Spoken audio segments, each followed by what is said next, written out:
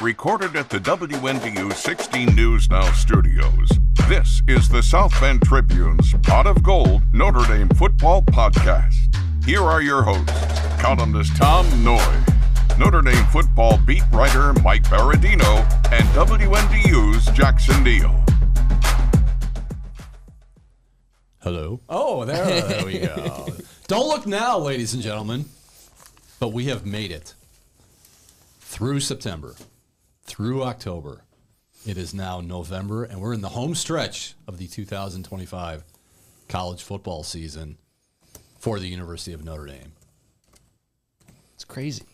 Where'd it go? Where'd all the time go?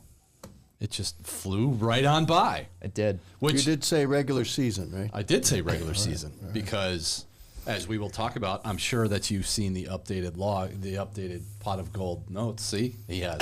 I knew it. Does he see? I like to be surprised. Okay, well, all right. I'm going to surprise you. All right. Since it is, as we sit here on November 5th, last night, the first rankings for the college football playoff were announced. What? Yeah. I did not see them. I was busy. I had a guest speaker appearance at the X Center, so I was talking Notre Dame women's and men's basketball until about 8:30 last night. And then I hopped in my car, looked at where the standings were, and lo and behold, if the season ended today, baby, we're going to Salt Lake City. Provo, right? Yeah, but you got to fly into Salt Lake City. You're not getting a direct flight into Provo. I have absolutely no idea about Utah geography. So. All right. Well, you fly into Salt Lake City and then you drive to Provo with Notre Dame as the number 10 seed, BYU as the number 7, which leads us to our updated Pot of Gold show notes with one big question, Mike Berardino. Uh-oh. What do we make of Notre Dame as the number 10 seed in the first college football playoff rankings? Short answer, feels about right, based on what we had kind of led into, some of the projections. Everybody's got a projection for the actual thing.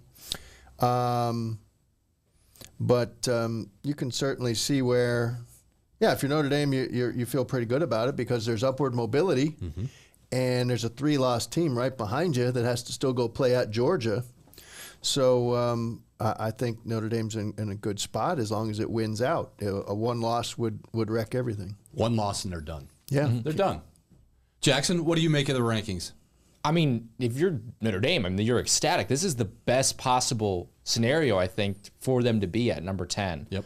I was honestly pretty shocked. I'm a little confused personally how there can be so much of a difference between Notre Dame and Miami. And I get the whole, how they look and everything, but the head-to-head in my mind still matters.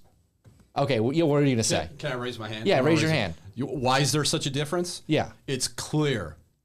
It's not who you lose to as much as when you lose. And that's the thing is you're right. Miami's on a downslide. Say, okay, so if Notre Dame, say Notre Dame loses to Texas A&M and Miami in October, are they still number 10? Absolutely not. But because it was so early and they've been able to put together the 6-game win streak, they've been able to build themselves back up toward number 10, number 9, number 12. Mike Berardino has his hand up. Yes, sir.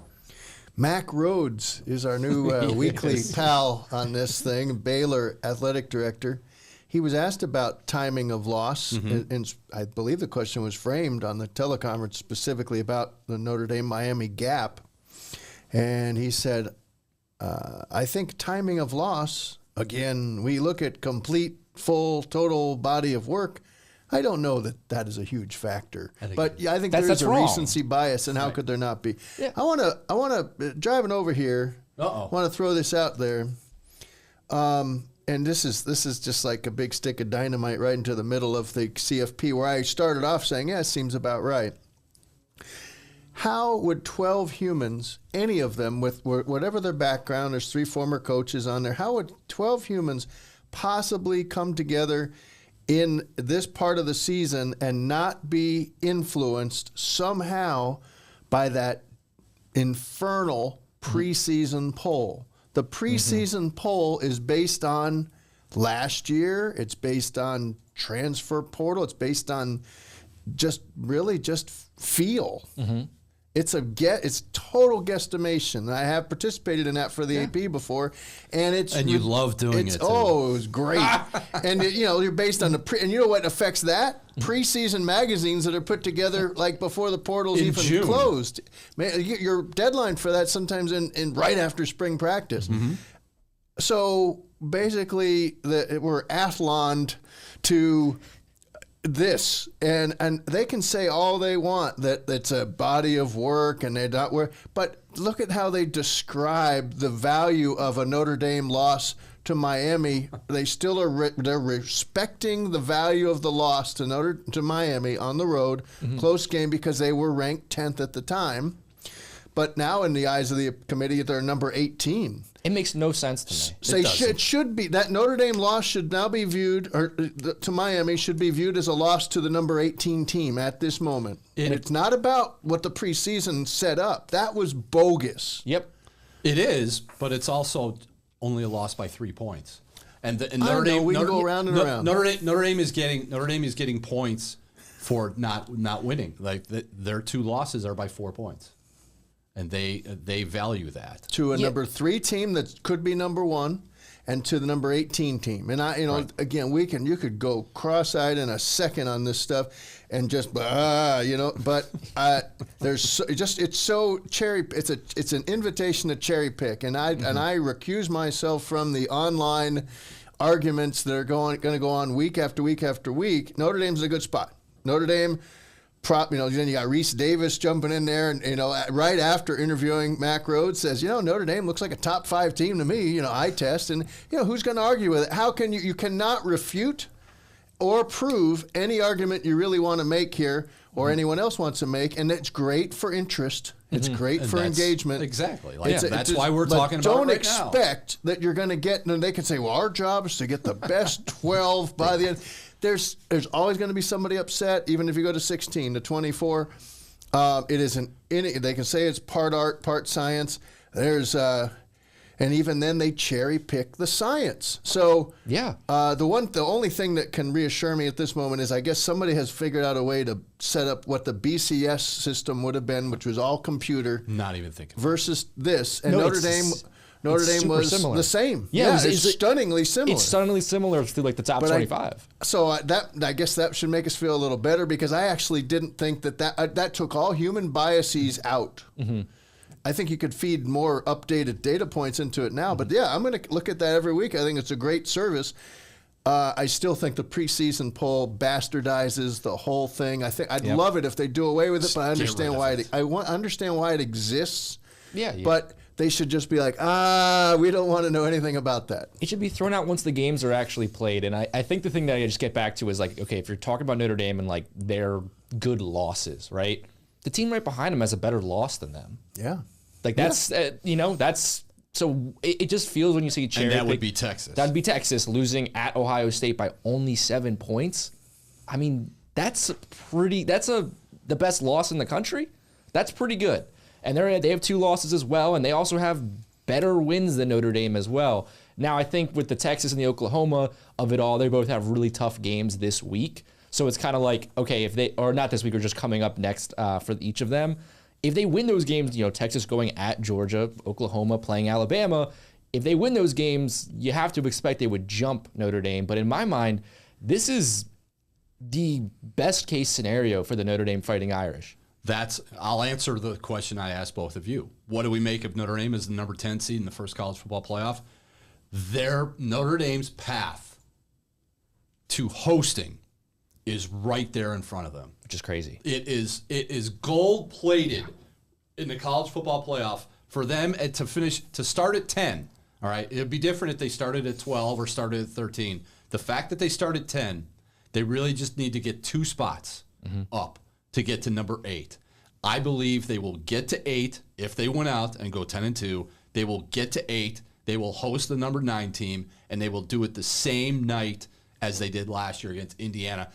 Don't tell me that the college football playoff world doesn't want Notre Dame in that Friday night slot. No, they at either a home game, or in Provo or whatever. Now, how do you get to 10? How do you go from 10 to 8? You need Oregon to lose to either Iowa or USC. Mm-hmm. You need BYU to beat Texas Tech, and maybe to have Texas Tech stumble as well, and Notre Dame gets to 8. At least 8. Oh, wait, instead of that, here are the 3 scenarios.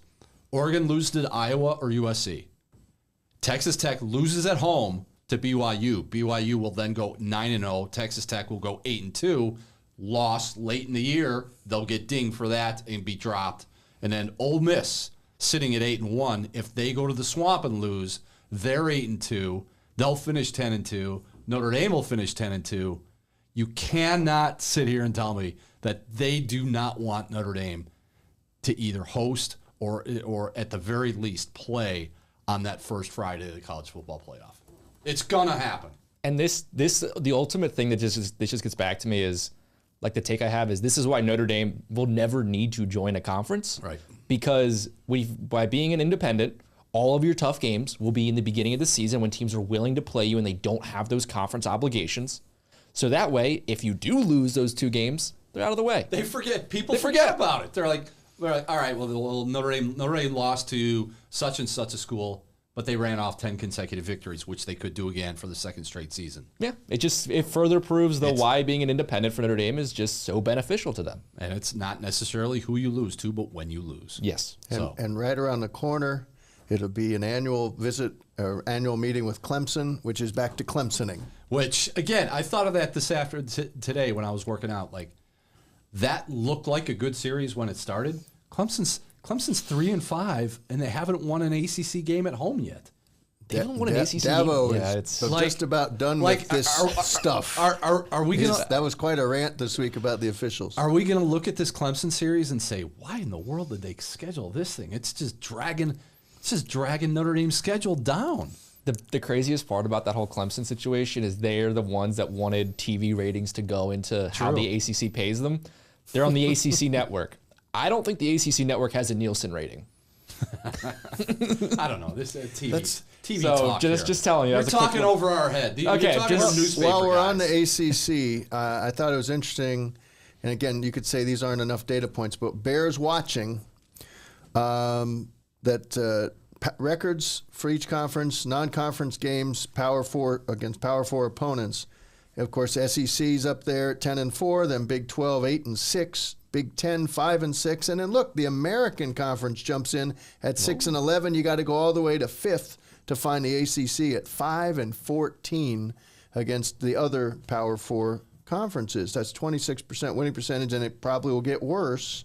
And I do think that sort of thing matters. If it matters when you put together a field of 68, I think it should in basketball. You know how you do out, conference strength. Mm-hmm. I think it should matter. And it's just so much double talk in this process, and it does change depending on who the chairman is. And I don't have great faith in Mack Rhodes explaining this any better than Wart Manuel or Boo Corrigan tried to, because it's people are hearing selectively, and these guys naturally. It's double speak. Notre Dame went last year from what was a very troubling loss to Northern Illinois, and then it was never spoken of again. Nope. Once they decided they could fit them in there, it really was never spoken of again. It was just like, we really like the body of work. So you can talk yourself in circles, but I think if you're trying to latch on to this, hold on to this hope that the Miami loss will remain value point for Notre Dame and not something to be embarrassed by or neutral at least. This ACC record outside of the conference is going to be brought up again. And the Mountain West, by the way, is right behind the ACC. Mountain West is at 4-12. So just a couple, if they, that could change. Although pretty much everybody's in conference now. All right, we've gotten 15 minutes into the show. I'm going to have to offer an apology here. After the college football playoff talk. I was going to lead with this before we went to Tuesday night's news and everything. I do apologize to Boston College, which did not look like a 1-7 team, did not deserve my sarcasm in last week's show after their only win was against Fordham. Like, Notre Dame scoring. Somebody said on this pod, that Notre Dame was scoring 50 against them. 56. 56. I said 52-3. 52, 56. They left 14 on the field through kicking game. They did. We'll get to the kicking game. And a fumble. It winds up being 25-10, 6 straight win by double figures, but the fewest points Notre Dame has scored since they went for 28 against Boise State. They've now won 6 in a row. Thank you, Jeremiah Love. That game was in doubt probably up until his 94-yard touchdown run, and then you were able to breathe a sigh of relief. C.J. Carr, everybody talks about the kicking game, the defense. Jeremiah Love, not a lot of people talking about C.J. Carr. 18-25, 299 yards, 2 TDs, no picks. Notre Dame rolls up 458 total yards. And Drake Bowens running all over the place out in Chestnut Hill. He made 14 solo tackles. But that's all the good from Notre Dame going 7-2, 6-2, 6-2. That's all the good for Notre Dame going 6-2. Let's go with the bad now too. Irish commit 7 penalties. Kind of get goaded into some of those penalties by a bad Boston College team. 2 of the 15-yarders shouldn't have been. They should not have been. Josh Burnham and face mask, which he never even grabbed the face mask. He grabbed the back of the guy's helmet. And apparently, Josh said last night that the staff was told on the field before they got out of there that it was a mistake. The officials owned up to it. Couldn't fix it at that point. What was the other one? And KVA did not. It looked like a throat slash from behind, but it actually was the wiping of the nose, which is a thing you may know about this. Do you do that with your friends? Is that the new dabbing or something? I think Jackson does that after every Friday night nose wipe sportscast. Yeah, something like 6'7". It's something I don't know. I don't know. So that really the officials are right there. The one who flagged him was staring right at him, just didn't know what it meant, or it was not a throat slash. So. Which you'd think everybody by now knows you can't do that. So I would say that was a mistake, and so that's 30 yards. But still, it was a sloppy game, and talk about kicking whenever you like. Yeah, so the one bad part of it was the 7 penalties, and now the second part of that is, what in the world are they doing with this kicking game? Like, seriously, we're in November, and Notre Dame still does not have a kicker. How does that happen? I have no idea. I mean, all my mind went to as a guy who covers high school sports here. There was a kid like 40 minutes away, Dominic DeFreitas. He's making field goals for Appalachian State. Why didn't He was right there last year as a senior in high school. Tom, I don't have a good answer for you. It is I respect them trying all of the kickers, at this point, just being like, what? But are they? Well, they are kind of. They all went out there and tried, and they all messed up. But how much of it is if one guy misses, the second guy's like, don't come to me, don't come to me. And then they roll him out there, and then they miss the PAT, and then they miss the field goal. But that's on the guy for feeling like that. Like, you have, as a coach, you just have to throw your hands up and be like, okay, Eric, get out there. Jackson and I did not travel to Chestnut Hill. Mike Berardino was there at Alumni Stadium. Was that your question post-game, asking Marcus Freeman what happened with the field goal? No. When he just said, what happened on the field goal? That was a great answer, though. It didn't go in. It didn't get, like...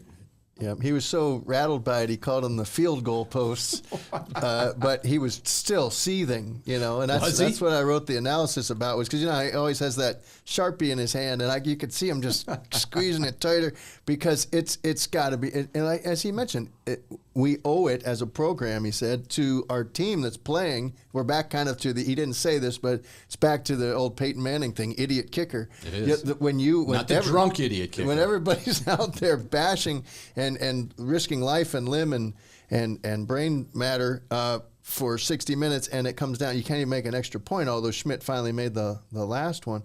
It's just infuriating, I'm sure, for the fan base, for everybody out there, and you got to be supportive. When multiple questions about the ability to make an extra point. I think it was about 5 questions on Monday to some extent. Nobody asked him really much about the game. It was all about the kicking. Yeah, and we're talking about kickers in November. Multiple questions about the sports psychologist who's got to help these guys make an extra point. So that's why I said, I know they have struggles in the red zone and short yardage, but still, I was like, what about just going for 2 every time? But he said, with the sports psychologist angle, is it more physical or mental? And he's saying it's a mental thing now. Right out there. Like, it's meant, like, 3 these guys. 3 guys.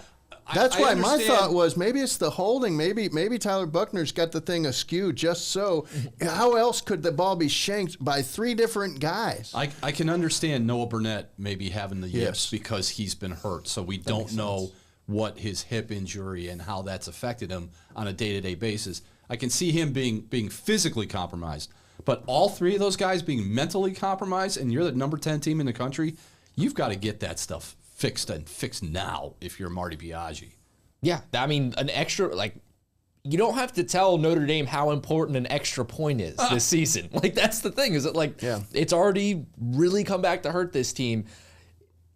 And it's I think for the rest of the schedule, I mean, even that Pitt game, and there's still going to be, favorites for that one, but it's if we talked about the playoffs earlier, if you really want to actually do something in the playoffs, you're going to need a kicker. No matter who you're playing against. Look at Penn State and Mitch Jeter last year. Do they beat Penn State with a big game Mitch at Jeter? Georgia too? Yeah, they did. 20. That's if you want to win in the college football playoff, no matter who you get matched up against, you will need a kicker. What are the odds, as we sit here on Wednesday afternoon, when Marcus Freeman meets the media via Zoom on Thursday at noon? What are the odds the kicking question will be the first question of the day? Or have you settled on a kicker? Maybe even the second question. Because he did say it's going to play itself. It has to It's figure an it out open this week. competition. It cannot include anyone from the soccer program. We just wanted to clarify that. Everybody wants Brandon Aubrey to actually make it over to the Goog this time, 10 years later. And it could be done maybe in the offseason. I think you could see some open tryouts from those guys if anybody's would like to try it. But there's logistics, and you set your roster and your grandfather in, people who've retired, et cetera, who maybe had been part of the program. Nobody's in that under that umbrella from the soccer program. That's a shame. So it's 3 guys. They're going to figure it out. You have to feel for them from a human standpoint, because it really is. I mean, that is one of the things that most people who like football at least will take now with a rush. Okay, that's different with the game pressure or whatever. But you just take a kicking stand or a tee out there and try to kick the 20 yards. It's not the NFL extra point. It's the college extra point. Just about anybody who's could walk around one lap around a track could probably do that. It's maddening, and it does have to be fixed. And you do say, I'll say this too. I mean, I don't know what the deal was on Burnett. We don't know any of the financials on these things, but I can't imagine they paid top of scale. Maybe in retrospect it sounds crazy, but don't you think there's other people kind of like the John Sott Harvard punter situation, should probably take an Ivy League kicker every year as the emergency option. Let him get a grad degree, let him get his MBA, come in here, and they probably don't have to pay him anything to do that. You just have to let him have an MBA, and I don't know how the 105 and all that will affect it, but I think they're going to work to make sure that if they can still have walk-ons as part of the situation. Boy, I mean, the Harvard pipeline, it's kind of the whole Ivy League pipeline dried up all of a sudden, and I'd reopen that just for that. Harvard's pretty good this year, too. For those things. It doesn't have to be Harvard. It could be any of those. Every one of those Ivy League schools has somebody who can kick an extra point. Yeah. Have that guy around, and let's study while you want, and when we need you, get over here. Whoever is going to be the kicker, are they going to need one this weekend? Notre Dame opens up as a 25.5-point favorite over Navy. They were a 28-point favorite over Boston College. It's the 3rd home night game of the season for the Irish. Going to be a cold one on Saturday night. At least the weather will somewhat cooperate. Navy's 7-1, coming off their loss to North Texas.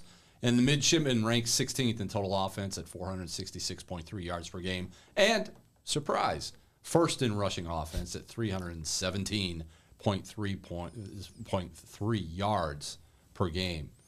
Jackson. By a lot. And if you look at the rushing leading in rushing offenses, I think they're first by 47 yards. And here's the stat for the day for you. Blake Horvath, the Navy quarterback, averaging roughly about 112 yards a game. He's 5th rushing in the nation. Guess who's 6th in the nation in rushing per game? Jeremiah Love. There you go. Yeah. So it's Blake Horvath, Jeremiah Love. And the one saving grace, I knock on wood here as I say this, about Navy being a night game, it'll be a quick game. Yeah. Right? Yeah. Hopefully. Notre Dame had a defensive series that went 21 plays and it resulted in a field goal. That was vital that they held them for the field goal. But 21 plays with BC was able to convert third down after third down, some fourth downs to open the second half. And there'll be the potential, that's the dream scenario for any Navy game for them from the Navy perspective, shorten the game, fewer possessions. And Notre Dame may have to at some point run a fake field goal or fake punt to steal another possession. Certainly should be looking at fake field goals. But, Navy's, this is not as good a Navy team coming off a loss, but to North Texas, which is pretty good. But it's not the Navy threat that they thought they were encountering last year when Navy just spit up on itself. That was just baloney. We heard this is the year Navy's going to get them. They're going to get them. They're playing in MetLife Stadium. Notre Dame, how many times did Navy fumble? 107? Yeah, that was 5 lost fumbles, plus a pick. Plus the fumble recovery in the end zone by Jalen Snead. That's right. Yeah. So, Navy, they're first in rush offense at 317, but the most yards Notre Dame has allowed rushing this season was Arkansas at 158. The last three opponents Notre Dame has played, North Carolina State, USC, and Boston College, have had a combined 131 rush yards. And Boston College, that vaunted running game, carried 33 times for 12 yards. So this defense, it's funny how this season's gone. It was all offense. What's wrong with the defense? Now it's, man, that defense is really good.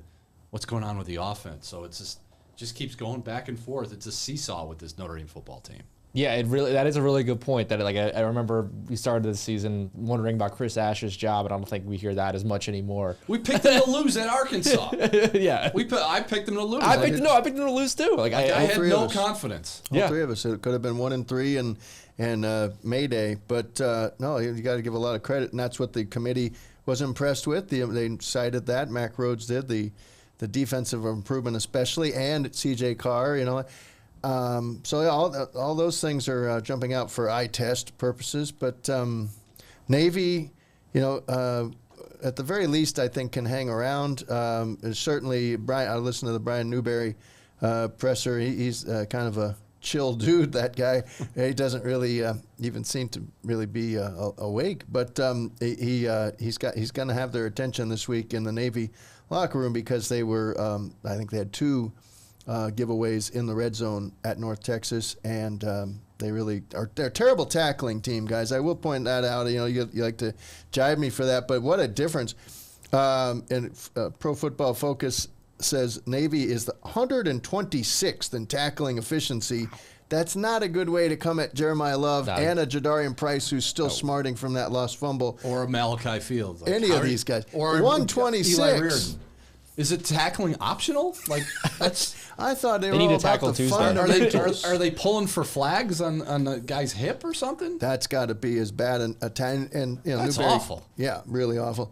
And Notre Dame, to its credit, is up to 25th in the country in tackling. After early on, it seemed like they were maybe grasping for the same flags, but that really jumped out at me. So other than that, it's the whole deal about the triple option and assignment football and eye discipline, and we hear it every year. It's a fascinating thing that it keeps coming around, but it's gotten predictable aside from that second half in 22 when Drew Pine froze in the face of the zero blitz and just kept taking sacks, and a blowout became a 3-point finish. Don't expect that on Saturday. So Navy's the top rushing team in the country. Here's a staggering stat for you, Jackson. Yeah.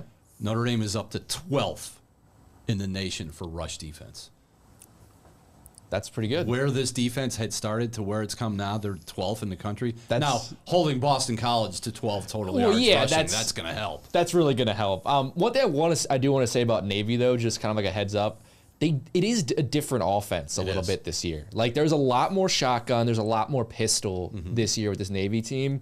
I know because they played my Temple team, and you got a scouting report. They won that game, but there was a missed call there at the end. We're not going to talk about that, but yeah, it is a little. This Navy team is a little bit different, but it's still that level of option football. So maybe the new wrinkles could kind of be a little tough to defend against. But I think you guys could kind of hit the nail on the head, especially that tackling efficiency. When it comes to Notre Dame being on offense, I just don't see a way with this Navy team to stop the Irish, especially running the football. Blake Horvath is still going to run it. He's averaging over 100, like we talked about, over 100 yards. He's run for at least 110 each of the last 6 games, including 174 against Florida Atlantic. But he is, to your point, Jackson, completing 63.6% of his passes.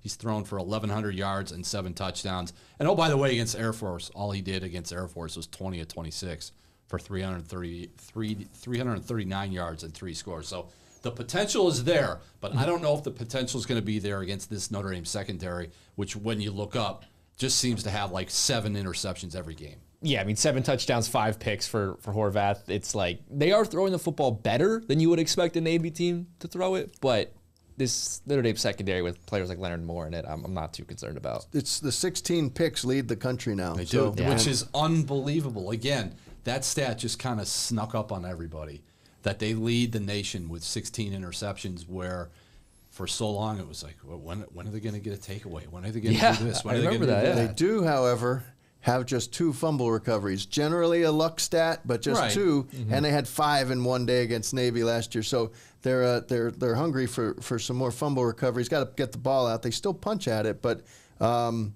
everybody kind of does that now. But that's a disparity. But definitely this defense is feeling pretty good about itself. That's Navy talk. That's Boston College talk. That's college football playoff talk. We'll take a break. Come right back with our guest spotlight, Mike Townsend, former Notre Dame All-American defensive back. We'll join Pot of Gold right after this. Back with our guest spotlight on Pot of Gold.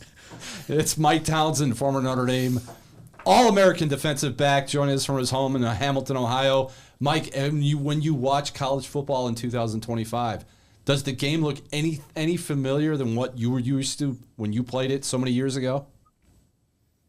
Well, to be honest with you, yes, it's definitely different. And I appreciate you guys having me on your Pot of Gold podcast. Looking forward to having a great podcast. But yeah, the days in which the pass, they're passing just about between 60 and 65% of the time now. And in my day, as you recall, I was playing during the time that Woody Hayes says 3 yards in a pile of dust. So, for a pass to come out 30% of the time, it was unusual. So, but yeah, it's far different. And all the offenses are set up to score. Everybody's set up, they want to score fast.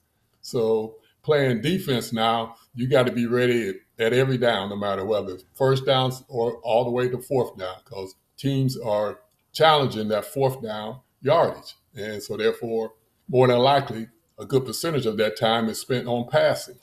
So yeah, the game has truly changed. You got far more referees now. They're out there. They're playing the defensive side as well as the offensive side and watching out for, as they call, penalties of some sort. Sometimes you wonder whether or not they really are out there because they miss those penalties that I can see on TV.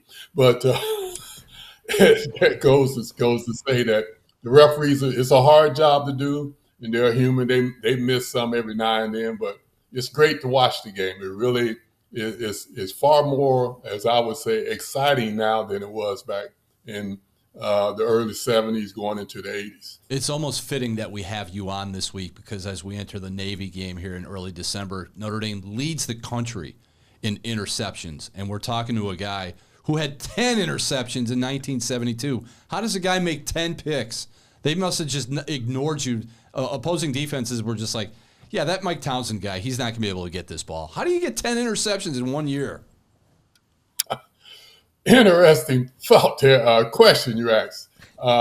Actually, it started in the middle of, about 1/3 of the season was already over before I even got my first one. And the reason why I got my first one was because we was playing at home. I think we was playing Michigan State, and we was playing at home. And I was going to the locker room, and this lady fan outside the locker room pointed out to me. She said, "Mike Townsend, you haven't done anything in the first 3 games. You need to do something." And I looked at her funny because I don't recall her as being somebody I had previously met. She didn't ask for no autograph or anything either. And so I went in and I was determined to make her eat those words. And that was my first interception, and the other ones came. But I don't understand why defensive backs don't excel in getting interception. If you read your keys right and you know the play because you previously have practiced it throughout the week, you can anticipate some passes. You really can. But now I'm happy to see that the defensive backs on Notre Dame are leading the nation as a group. I've always said there's opportunities, and these guys are beginning to take those opportunities. You know, when we met back in September at the Rockney Awards, Mike, you talked about how much admiration you had for Xavier Watts, who's now in the NFL with the Falcons, and he did get to 7 picks in that Nagurski Award season, but he didn't get to 10, and of course he had more games to play. So right. It's amazing that you can now play as many as technically some schools could play 17 games, but Notre Dame could get to 16. And yet your record still stands here 53 years later. I can't imagine there's too many records of that significance at any program that have held up for a half century. And I just think it's one of the most unappreciated, overlooked.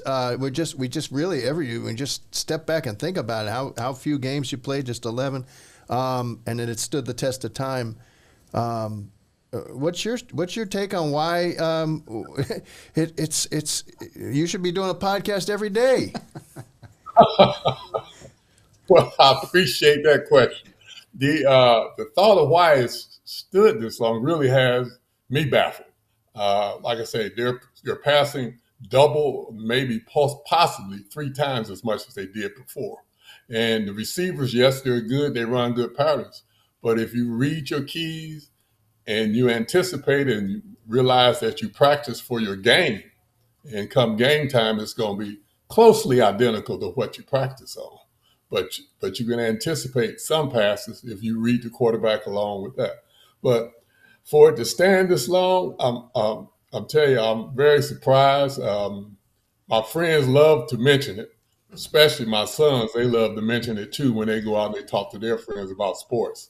And I tend to I can't believe it is still there. I really was. Jack Snow, his was the record before mine, and I thought Hamilton might get it. I thought Watts might get it.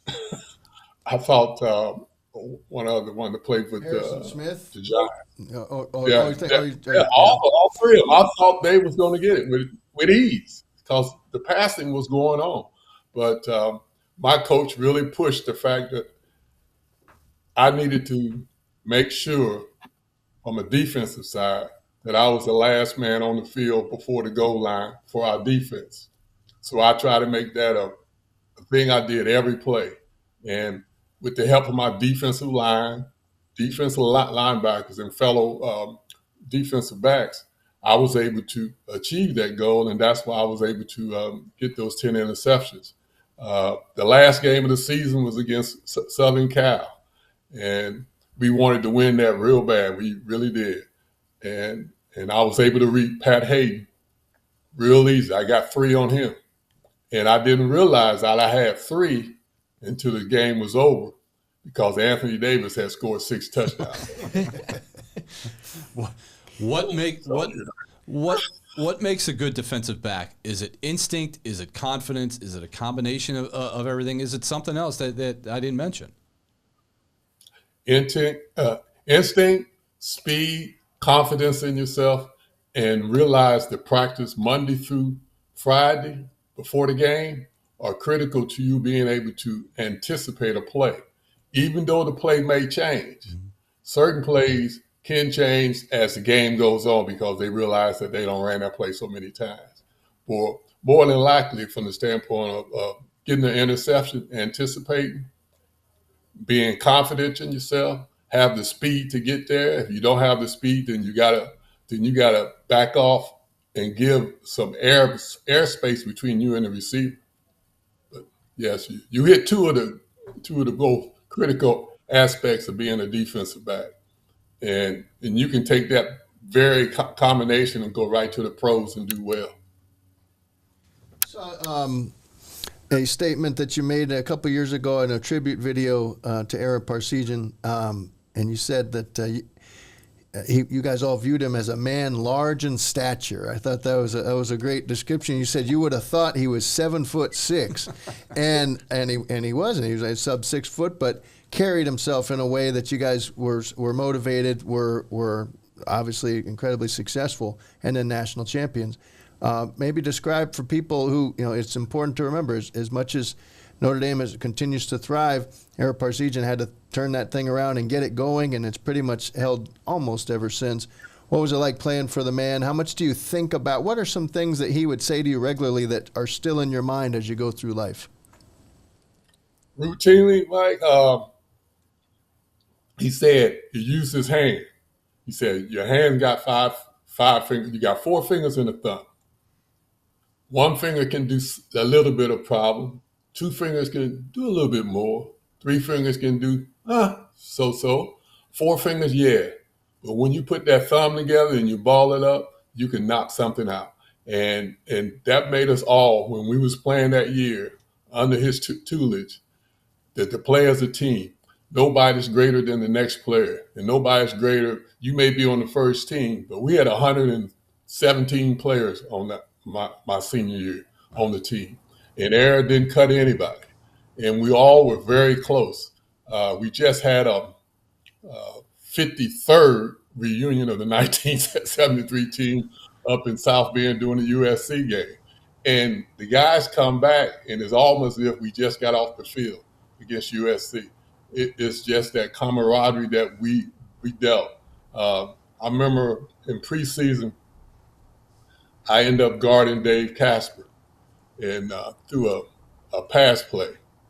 And somehow Dave's legs and my legs got caught up together.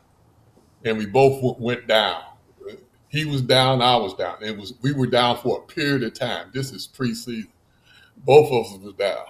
And Coach Parseghian yelled from his scaffolding, Townsend, Casper, get your butt up. And we got up, but that's the kind of effort he wanted from all of us. And since we was captain, he wanted even bigger than that. But Dave ended up, I was hoping that I didn't hurt him, and he was hoping that he didn't hurt me, because we both wanted to play that year. But that's the kind of coach he was. He was just bigger than life. He had ability to take something that you wouldn't think was common and make it common. We was playing Tony Dorsett up in Pittsburgh.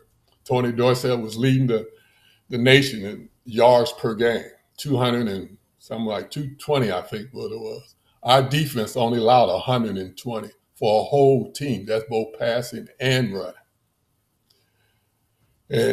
And Coach said it was snowing that day, just like this gold is flying through the air on the screen. It was snowing like that. And Coach Parseghian said, when we flipped the coin, he said, if we win, defer to the second half. So it was snowing like that, and then it would stop. Snow again, stop. Snow again, stop. So I went to Dave and Frank Palmerico. I said, Frank, you guys think he's kind of crazy? He want us to defer to the second half, and if we catch the right snow, when the snow pattern, when it's clear, we can have the ball and run it on down, then come back and play defense.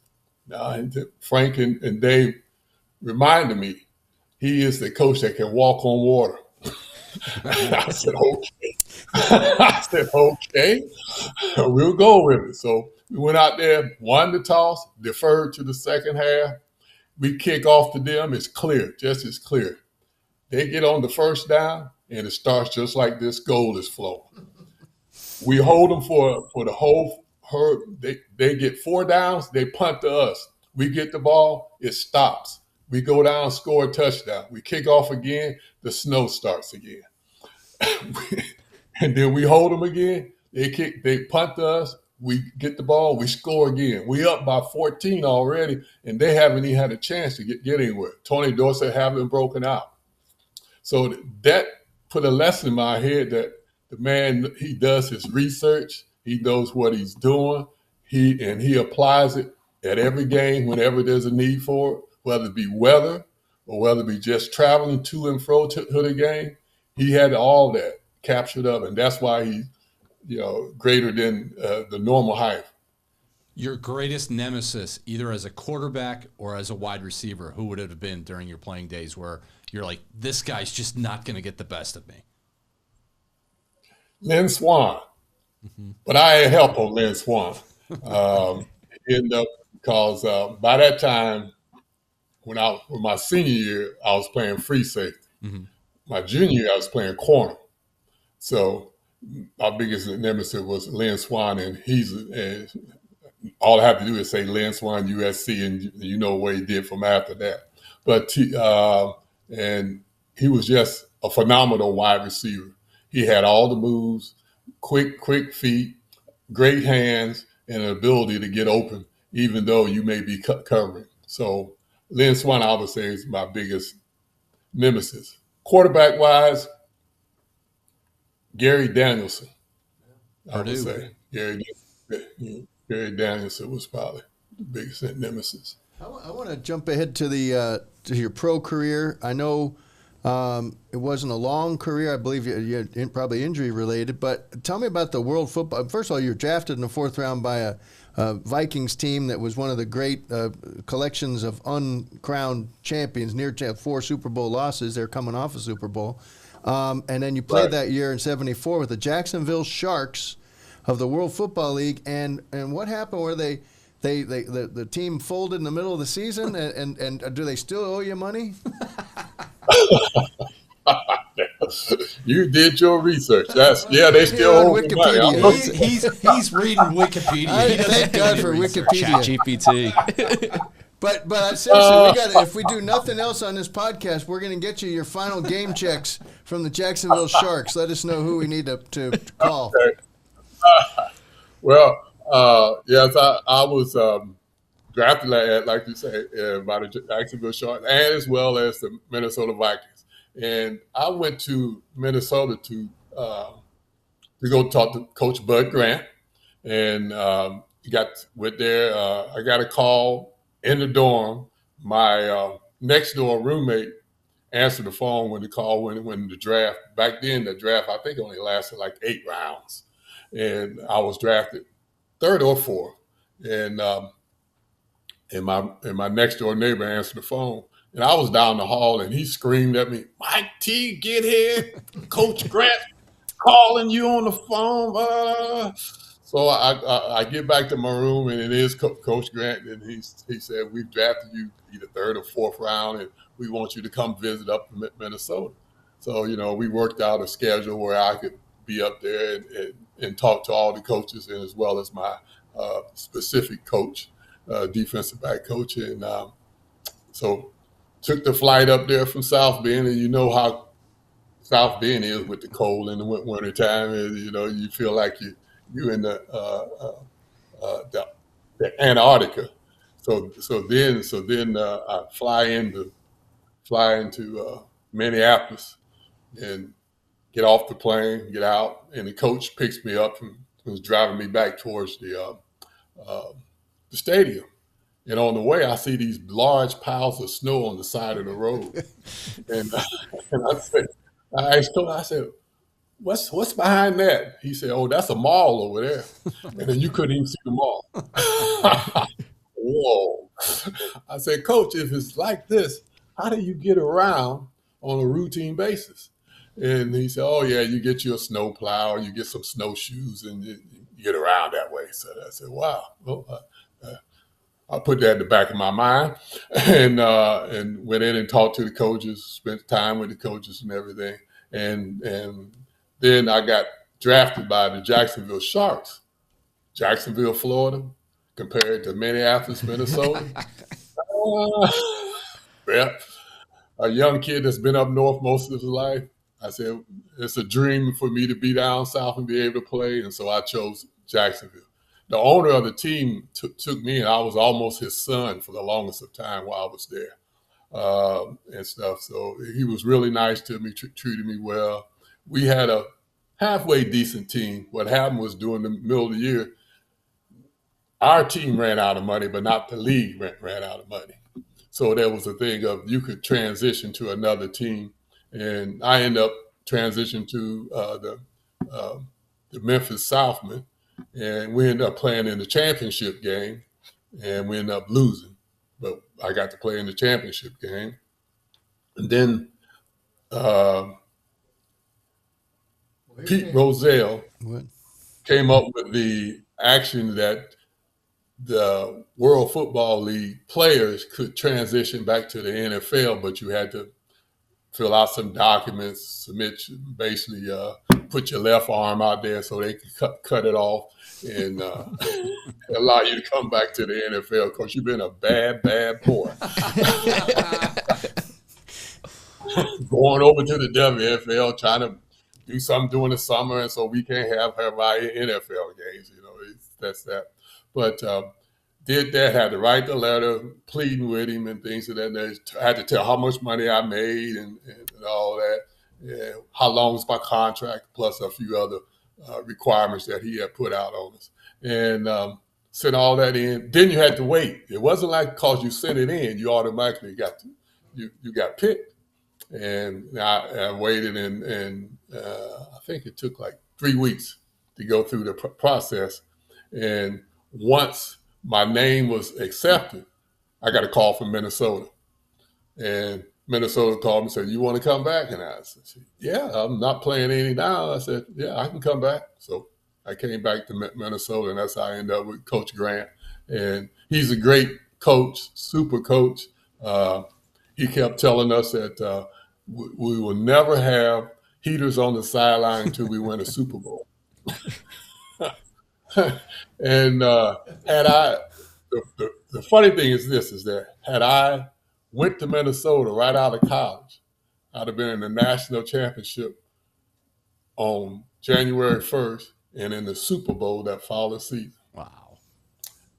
And to this day, I hit myself on my head because I wanted warm weather. Had I just stayed with the cold weather, I'd have been in the Super Bowl. And which is one thing a lot of players wish they could play in and stuff. But when I got back, I met some great players. Alan Page was a fantastic Notre Dame guy there. I mean, he ruled like anything. I mean, he was unbelievable watching him practice. Could nobody block him. He had been away. He was doing his running in his legal he was for being a judge. Yeah. And he was doing that summer. And he came to practice. I think we had done 2 days for 2 weeks. He came to practice, and the first day he had practice, he was in pads just like the rest of us. And could nobody block him. And he ran against the first team. It was like, how did this guy not even been? He ever did any warm-ups or nothing. He comes here and nobody can block him. But yeah, it was fun doing that. I enjoyed it. But Notre Dame, the one thing Notre Dame did give me was a diploma, and that diploma I've used since those times. I've never have regretted going to Jacksonville besides once, because they went to the Super Bowl. Going to Jacksonville and then coming back to Minnesota and playing in the NFL, because every kid doesn't get that chance. Back then it was less than 1% that made it to the NFL, and I was one of the few. And I'm just as proud of that and being able to, especially coming from a small town like Hamilton, Ohio. That's Mike Townsend, former Notre Dame All-American defensive back, still holds a record 10 interceptions in one season for Notre Dame. Mike, appreciate the time. Thanks for spending some time with us here on Pot of Gold. Thank you, gentlemen. I really enjoyed it. We got to work on technician stuff. The next time you're on, we'll have this thing ironed out. Okay. Well, yeah, anytime you have a need there, June, just give me a shout. You got and it. if you want my brother, I can get my brother for you. Yeah, we didn't even talk basketball. Yeah. Thanks, Mike. Mike, thanks for your time, my man. We'll see you. Yeah, thank you. Thank you all. Bye. Time to speak up. You guys want a question? Sure. This one's from Doc. Parts unknown. John Dockery? No, just Doc. D-O-C. Any reason sophomore running back Aeneas Williams is not being used? Injury or just a preference for two backs? Maybe a combination of both. It's a fine question, an important question, because he will have value. Already has value. He's proven his worth. He's back there as the secondary kickoff returner. He never seems to field it because it always goes to Price. They always make sure Price gets it. And I've been stunned with his ability on third down that he was proven to pick up blitzers, to sneak out of the backfield. He can run it if he needs to. Really versatile guy. He is. And he's playing. I mean, that's the thing. When he goes out there and stands there and just as a decoy on a kickoff return, it counts. This year's been burned. I still have to think at some point they'll figure out a way to incorporate him. Really surprising. We've talked about, or even on this pod earlier in this pod, about Mitch Jeter's heroics against Penn State. He was really good against Penn State. Yeah. Aeneas Williams. And I just don't know. I just think Jaywan Sider is of the mindset that's totally different from Dylan McCullough of, I need 4 backs, I need 5 backs, I need 6 backs, I can use 7 backs if we need to. Jaywan Sider's like, just give me 2, and that's all I'm going to use. And you had to figure somewhere along the line, whether it's Jadarian Price's fumbling issues or Jeremiah Love taking a break. Aeneas Williams is a proven commodity of this football team, and I would hate to see him jump into the portal and be like, you know what, I'm going to go somewhere where I know I'm going to get 100 carries or I'm going to be on the field for 50 snaps. He hasn't been on the field offensively really at all, except for the one play sequence at Miami where they scored. He was on the field, I believe. After Price had fumbled? What was the second touchdown against Miami? Yeah, now we're going back. Yeah. But I'll say this: he's proven he's SEC quality. In a high in the rotation, if not lead back, depending on the program. But I think he really likes it here. I think they know that, and I think he plans to get his degree here. And he's a serious-minded guy, as they generally are. But it's got to be frustrating. But that's why the team first. You got to give Marcus Freeman credit for sticking with the message. Back-to-back years, we hear about team glory, and the players spout it. And we've talked about it on this podcast. That's the quickest way for a team to collapse in this NIL era is me first. And somehow, even guys who are Josh Burnham had to wait. And he thought he was healthy enough to play. He finally got out there. And after Marcus Freeman kind of talked him through it, Washington talked him through it, and he when he gets his chance, he explodes. I believe there'll be a moment like that for Aeneas Williams. What will it be for Aeneas Williams, Jackson? I mean, I don't even know if it's going to come this year. You're not going to use the word. What's the phrase? We hear it every week. Delayed gratification. Delayed gratification. Let's go. There we go. I'm just seeing it. I'm just as shocked as you guys. The thing I can play. He can as a third down back. Seriously. He was so good last year in pass protection, just being out, like catching the football. I think you're right, Tom, with the whole Sider just not wanting to use 2 backs. But Mike, you brought up a good point. Why are they? He's playing in all these games. There's no red shirt anymore, and it's like that's the thing that I'm kind of confused by. Is a back like that, he is a really, really good college back. And I get that if you have Jeremiah Love, Jadarian Price, that makes sense. You don't need Aeneas Williams this season. But then if I was him, like you said, good job on Marcus Freeman, because if I was him, I'd be upset that I didn't get the red shirt this season. All right, well, let's squeeze in one more here. Tom from Grand Rapids, Michigan. What is the real status for Jaden Greathouse? Is he even expected back this year? Has he been made available to the media, Mike? He was available to the media going into the Arkansas game, I think, and that's when he made that twist and catch on the sideline and messed up his the thigh, although Marcus Freeman calls it a hamstring, so it's a hamstring. They're close. thigh and hamstring, so his leg is not right. Fair question. I pointed out that we don't know for sure, but he was not. I did not see him at BC pregame, so I don't think he traveled for that one. He's right at 4 games. He still has 2 years of eligibility if he doesn't play another regular season game. It would be weird if he's a quiet transfer to keep him around where, he may already know, if in that scenario he already kind of knows where he's headed next. They all have agents. They all there's back channel communication. It would be very weird to have essentially an asset to some other program sitting in your meetings. So I really don't think it's viable that he's still on the roster, still participating in or observing practice, rehabbing, and already knows where he's going to play next. I can't rule out that he's played his last game at Notre Dame. I can't rule out that he will be activated for the postseason only and go off. Yeah. Like he did last year. Well, that's right. Or he could not necessarily be a transfer, but just be a medical redshirt. He played and have 2 more years. And have 2 more years here. Yeah. And he knows Malachi Field's gone, Will Pauling gone. They're going to need somebody that's going to be a veteran receiver. They'll probably have to get somebody out of the portal, but Jaden Greathouse will be like, for whatever reason, this season did not get off to a good start for him. It took him so long to make an impact, and then all of a sudden he gets hurt. Maybe he'll be like, 2025 is a wash. Let's just sit tight on this. And I'm going to start fresh here in South Bend in 2026. Or in the playoffs of this year. Yeah, because those don't count. There he goes. Exactly. They don't. So that's the crazy part. You could theoretically play 8 games in a season and still redshirt. 4 of them, are playoff games. After we just questioned the way they've deployed Aeneas Williams, I have to say that a much better overall understanding, and they're telegraphing it, they're sharing it. Why aren't you seeing Elijah Burris? That's why they're redshirting. I'm not going to burn it. Chris Burgess is going to be really good here. You're not seeing him featured in anything. So they're sticking to their guns on these things. And Marcus Freeman explained it on the Zoom last week he said Devontae Smith, who now is back in the mix.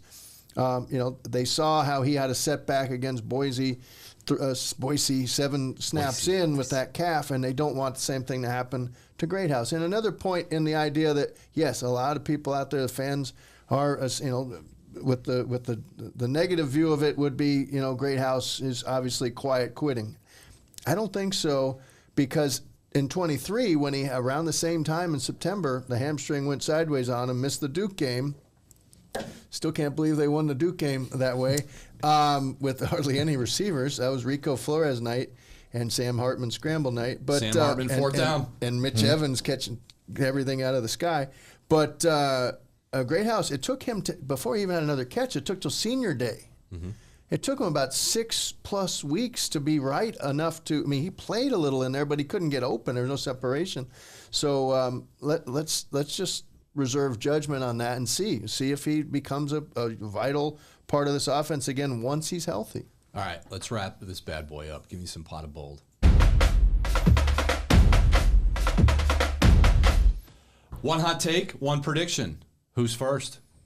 Jackson, I know you're ready to roll. Yeah, I got this. We talk about Navy averaging 317 rushing yards, over 317 rushing yards per game. My pot of bold, Notre Dame's going to hold them below 100 yards rushing. Whoa, 100? What? Yeah. I'm going crazy. They may get 100 in the first quarter. I'm going out on a limb with this one. That is crazy. Write that down. Look, none of my pot of bolds have hit this season, I think. I don't think one of them have hit. It's tough to do. So I was like, you know what? Might as well go with the biggest one I could think of. So I'm going with that one. I think they absolutely shut this down. If any team is prepared to play a Navy-type offense, it's a Notre Dame who plays it every single year. Like I said, I've seen Navy. I'm not that impressed. I think they completely shut it down. They're going to start throwing the football, maybe a couple sacks in there. That helps my number. That's where I'm kind of thinking. Notre Dame wins 42-7. All right. Mr. Berardino? I'm going to go 42-14, and I'm questioning myself why at 42 would sound like you'd made all your extra points, but I'm going to say that they go for 2 a couple times in there, and somehow they land on 42. 42-14, one of those where Navy hangs around a bit. Maybe it's like 17-14 at some point, and then Notre Dame just asserts control. And let's say I'm going to go back to blocked punt touchdown. Ooh. At some point in this game. I think Notre Dame it's been since the A&M game since they scored in that manner. I'll go Notre Dame 45, Navy 14, and my pot of bold prediction will tie into my score prediction. They will make every extra point. They will get a field goal, and after each one, the stands they will give him a standing ovation, whoever the kicker is. So he will go 6 for 6 on PATs. They'll knock in like a 40-yard field goal, and the place will go up for grabs because they will finally have found a kicker, whoever that may be. So I like that one. We shall see. So and a big raise for Joey Raymaker after that. He's a sports psychologist, right? Yes, that's right. He's fixed it for 1 week. So we'll see what happens. Navy, Saturday night, Notre Dame Stadium. The Irish look for win number 7 in a row. We'll come back this time next week, talk more about Navy, and then preview Mike's road trip to Pittsburgh, right here on the Pot of Gold. This has been the South Bend Tribune's Pot of Gold podcast, your home for insightful Notre Dame football coverage and analysis.